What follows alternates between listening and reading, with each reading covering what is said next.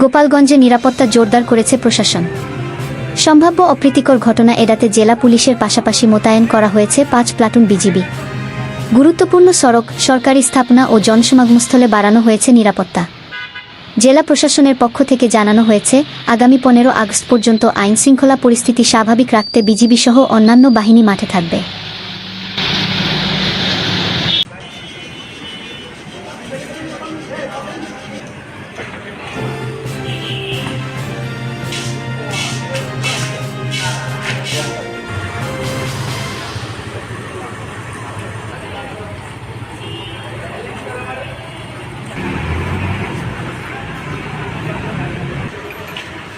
টাকা দিলে আসলে বড় টাকা।